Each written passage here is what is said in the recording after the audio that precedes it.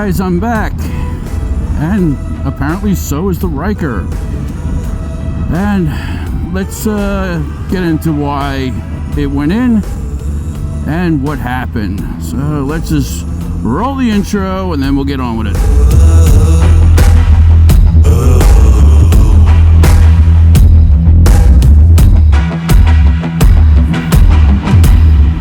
Alright, so a couple of videos ago I took the Ryker in. It's just was really just waiting on that 12,000 mile service, which was done, not a problem. But so if you saw the video leading up to that,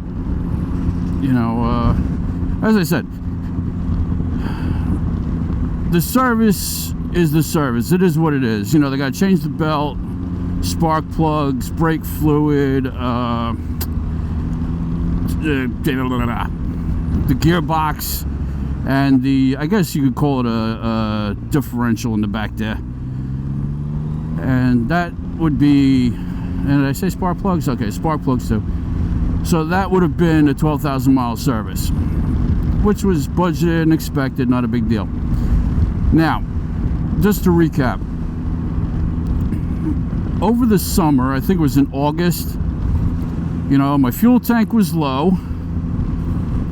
It was hot as hell. I had just gone on for a ride, so the bike was hot.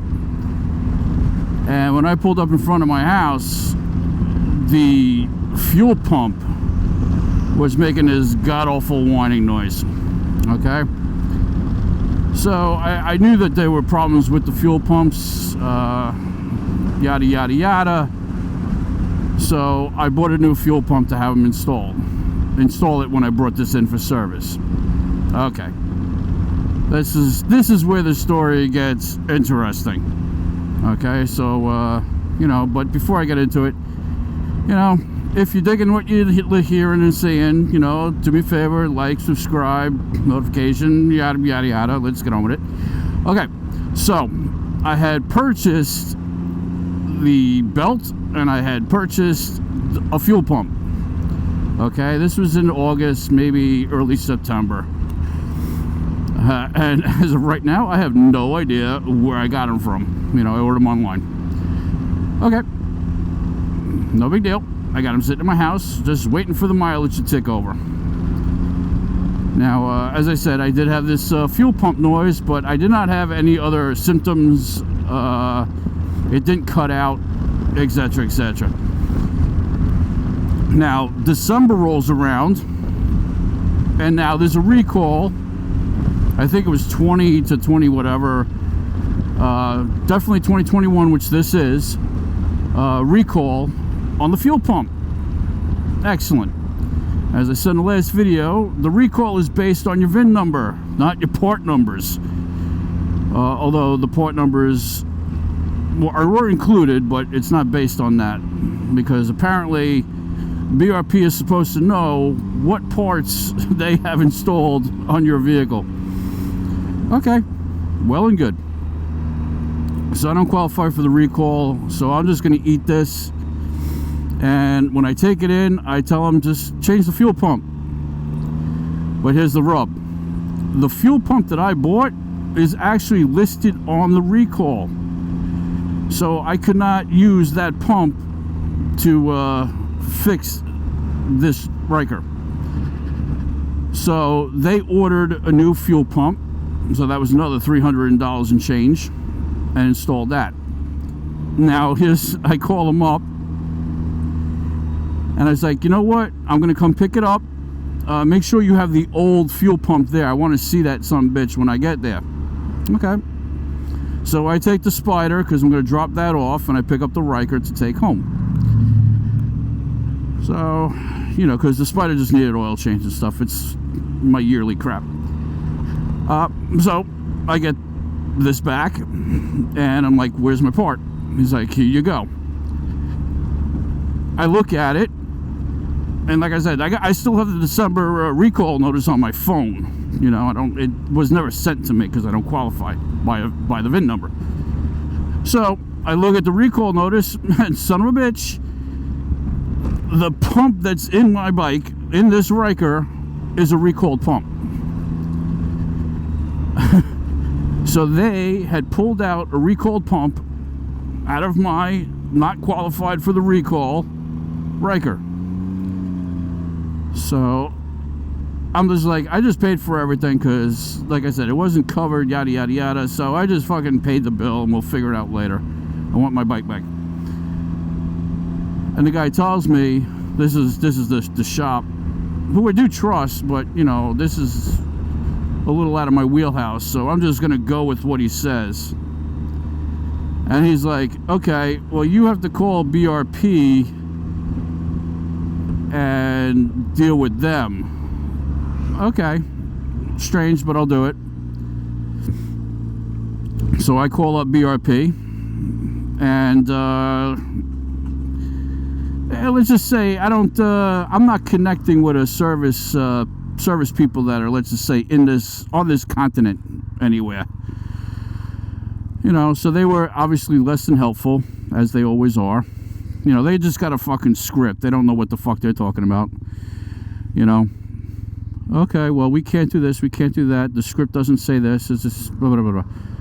And so basically, she makes a ticket number, and then refers me back to the shop. It's like the shop has to put the information into this ticket, and then you know, BRP will do what they got to do. So when I went to go pick up the Spyder, I'm like, listen, buddy, I'm talking to the manager now. I'm like, this is what they tell me. And he's like, that's strange, but okay. He gets on the computer and it's like, you know, we allegedly, they can't talk to anybody, really. It's one of those they'll call you, don't call me type deals. So if they have basically like either chatting or email with whoever. Now I could, for the most part, I can understand where BRP is coming from. It's like, you got some schmuck telling you that you need to pay for this repair. So they're like, yeah, I don't think I want to trust you on that. So your mechanic can get in touch with us, and then we'll take it from there. So, you know, I did take pictures, have documentation of what was done, and I'll put that up, you know, if I haven't done it already. I haven't watched this, I haven't made it yet, but I'll put down like a picture of the top of the fuel pump, which is, if I do it right here, this is what you're looking at. This is the top of the fuel pump, and there's a number right there. You know what, I'll highlight it for you. That's the part number of this fuel pump. And then I'll show you the recall notice. Those numbers are the same. I mean, there's several recall numbers, but this one is on there. So, the way I see it, this pump should be covered. And that's what I'm waiting for right now. Okay? I'm just waiting for them to figure out what they're going to do. You know, the bill is not going to kill me. It's... on principle, it's kind of fakakta, but like I said, I'm not going to lose sleep over it, you know. But I already paid for one recalled pump, and I got to pay for a second pump that should have been under the recall. Yeah, whatever. And then there was one other thing I did. I went to Amazon and I got some like a reflective blanket type stuff, you know, real thin. And I said, when you got this thing clamshelled, wrap the bottom of my fuel tank with this protective heat reflective mat, whatever you want to call it.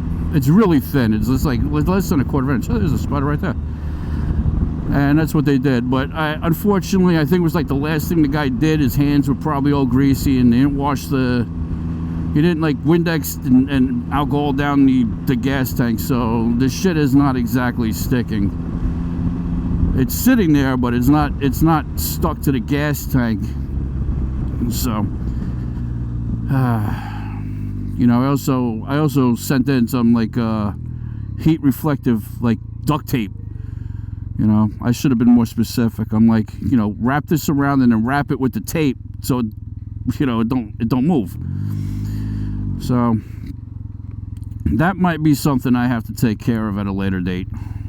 I mean, it was just a preventative thing, so I'm not really worried about it. Now, here's the other thing that I found a little weird since I got this back. And you guys in the comments, please let me know. I'm getting a whine from somewhere in front of me when the transmission starts to take up. It doesn't sound like it's the CVT. It sounds like it's the gearbox. You know? Yeah. It's very hard to tell where it's coming from exactly. But for the first, once it engages and it feels like a spool up. Okay. I'm dealing with here.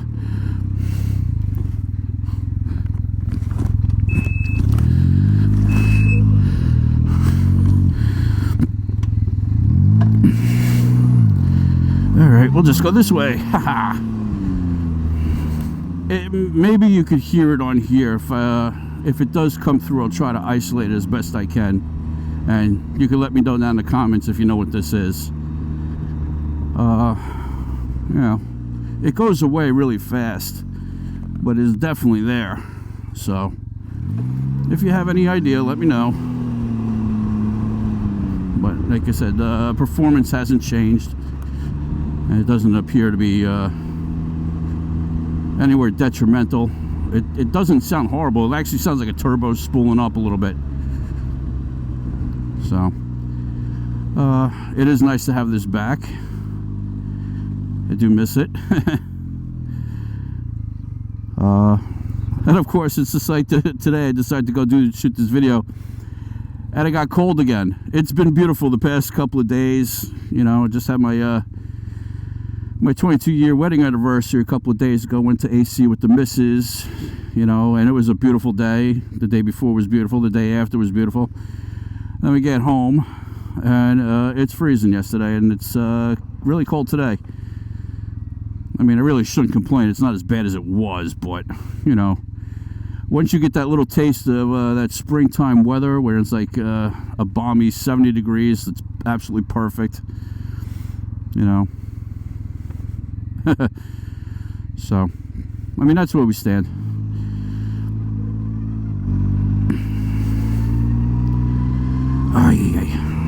Anything new going on? Okay. There will be another mod video coming up very shortly. I'm just waiting for the delivery because I got gonna be putting the new floorboards on the Spyder. You know, I got some rides coming up, and I didn't feel like screwing around with the pegs again this year. So I wanted the original Spyder floorboards, but they're not available. Maybe on eBay, but the ones I've seen on eBay they're all scratched up, and they're expensive as hell. You know, for used shit, because no one else is selling them. So there we go.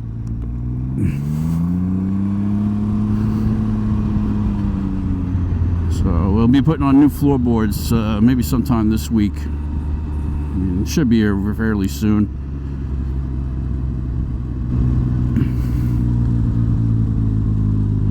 Okay, what are we doing here? Also, let me know in the comments if the video looks any different. Got a new Insta360 camera. You know, if you saw the last video when I was in the Pine Barrens, I'm sitting there trying to turn the goddamn thing on to start recording, and it's just being a pain in the cock. So I decided that I'm just gonna swap it out and get a new one, and I will use the old one, you know, for like a B-roll or some shit like that.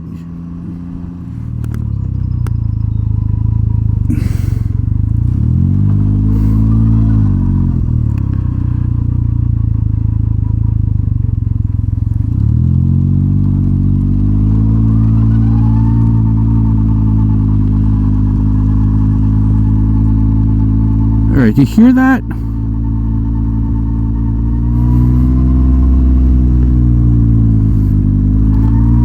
Right there.